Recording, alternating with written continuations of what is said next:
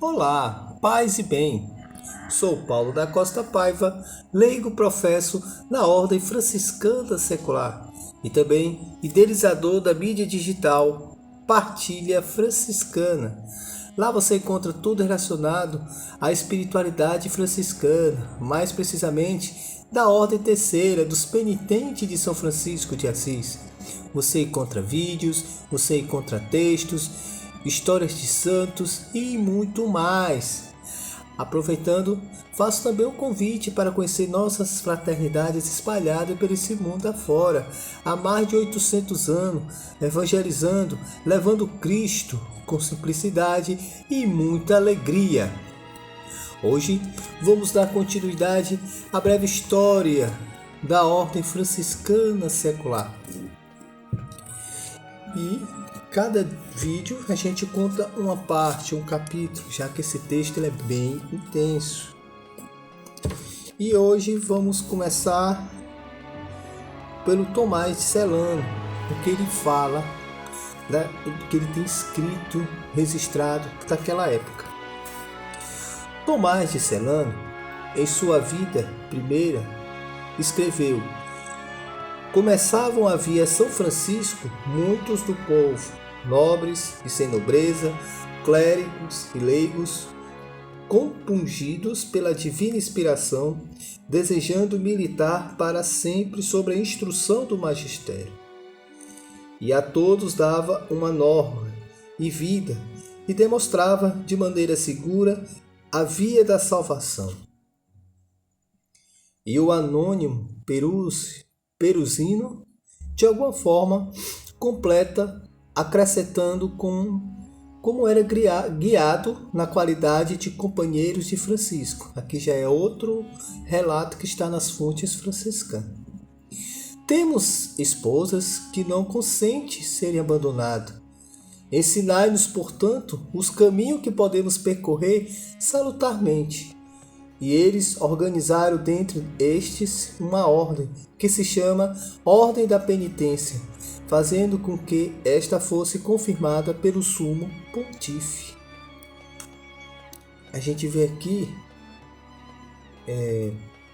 que isso, primeiramente, era uma iniciativa do próprio povo. Foi o povo leigo e do clero secular que foram atrás de Francisco. Provavelmente já eram penitentes e queriam uma orientação nessa nova forma de viver a espiritualidade, essa nova forma de viver e experimentar Cristo na maneira de Francisco de Assis. Então Francisco acolheu muito bem esse povo. Olha aqui mais um relato. Messeman, grande conhecedor do movimento pentecostal, afirma que por volta de 1215, em muitas cidades italianas se observava o reflorescimento dos penitentes, aumento em número e também de pessoas casadas, como específica o anônimo Peruzino já citava e observava as leis e as normas eclesiásticas a respeito da ordem da penitência, propriamente aquilo que os historiadores chamam de movimento da penitência. O mesmo Messeman acrescenta: o aumento imprevisto de números penitentes urbanos deve ser atribuído, como se sabe, a São Francisco de Assis, tendo ele mesmo, antes de fundar sua ordem religiosa, vivido como penitente. Aquilo que eu já falei antes.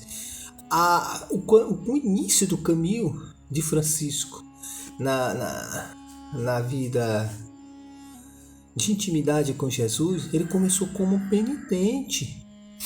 Ele vivia como um eremita, ele vivia isoladamente em grutas e capelinhas abandonadas, destruídas. E vivia do silêncio, da penitência, indo a missas, né? Então, os primeiros anos de Francisco era como penitente. E como a gente sabe, foi através do anúncio de um evangelho que ele mudou radicalmente, foi desperto, né? Qual era a sua verdadeira missão, né? Qual era a forma de vivenciar essa maneira totalmente nova, vivenciar essa mística, Então, essa mística também trouxe um novo ar, né? Uma nova maneira de ser penitentes.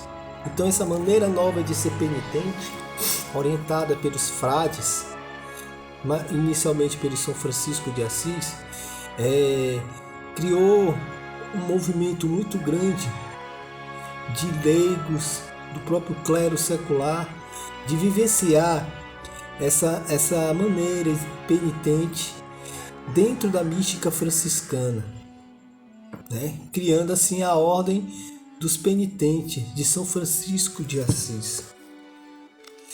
Em 1276, escrevia Bernardo de Bessa: a ordem terceira é constituída pelos irmãos e pelas irmãs da penitência, compreendendo clérigos, leigos, virgens, viúvas e casais, que têm como propósito viver honestamente em suas casas, praticar as obras de misericórdia e tomar distância das mentalidades do mundo.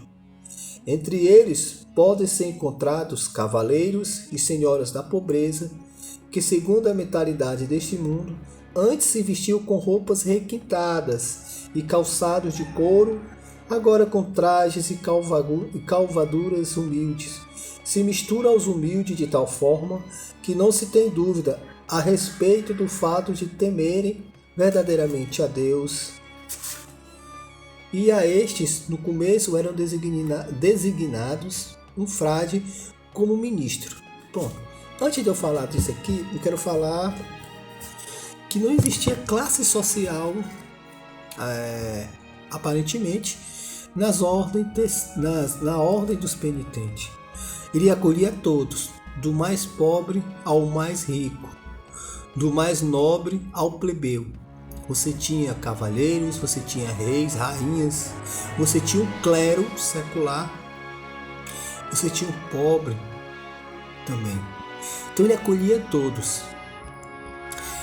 E a gente observa que eles tinham suas orientações e muitos viviam da forma simples dentro de suas casas. Provavelmente eles tinham um momento de formação, de acompanhamento com os frades, que não é muito diferente de hoje. Muitas ordens têm um costume de se encontrar uma vez por mês ou duas vezes por mês, depende da realidade de cada fraternidade. Mas na prática a gente vive como um verdadeiro eremita, ou como pequenos núcleos, que é doméstico, que é a família, né? Dependendo da realidade de cada um, que se reúnem para vivenciar a fraternidade e para ser formado. Mas na prática a mística franciscana é essa.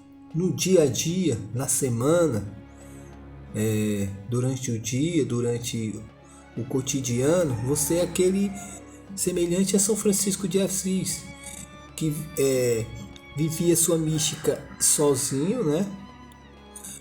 Como um eremita, ou como as pequenas comunidades. Caso uma família, a mãe, a esposa ou os filhos participam da ordem, ali é um pequeno núcleo que vocês rezam juntos e se reúnem de uma ou duas vezes ao mês. Mas também existe aqueles que é somente ele dentro de casa, que é como um verdadeiro eremita. Ele reza só e evangeliza no seu modo de viver, ou em algum serviço pastoral, algum ministério, assim como os pequenos núcleos que são as famílias.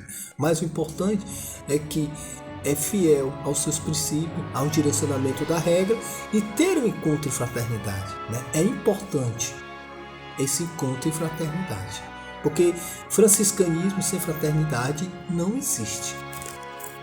Vamos lá, dando continuidade. Vou repetir novamente aqui.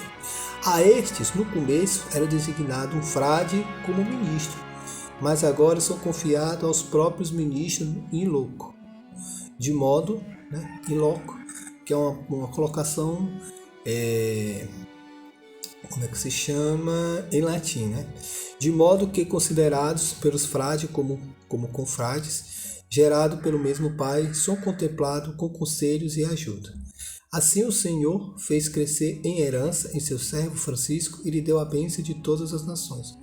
Assim, hoje a estrutura da ordem franciscana secular, ele é mais independente, tem sua própria estrutura, tem sua própria hierarquia, mas continua sendo acompanhado por um religioso. Quase sempre pela ordem primeira, né? Ou um irmão dos capuchinos, conventuais ou dos observantes. Dependendo da localidade, é um irmão ou uma irmã da TOR, que é a terceira ordem regular. Então, dentro da Constituição, mostra mais claramente todo o processo, todo o protocolo, né? Como é o acompanhamento espiritual. Assim, no último caso, pode ser um padre diocesano ou alguém mais instruído para acompanhar a fraternidade. Mas a fraternidade sempre tem um orientador espiritual. Então aqui a gente falou de alguns detalhes, de alguns relatos dos primórdios, como foi o surgimento da ordem terceira. E sempre no início tinha o leigo e o clero secular. Isso sempre fez parte da ordem terceira. Como também muitos papas se tornaram penitentes terceiros, reis, rainhas, cavaleiros. Também as pessoas mais humildes foram ter essa investidura, a sua profissão como penitente na ordem terceira. Então vamos dar continuidade futuramente aos próximos capítulos. Desde já agradeço a todos e paz e bem. Tchau.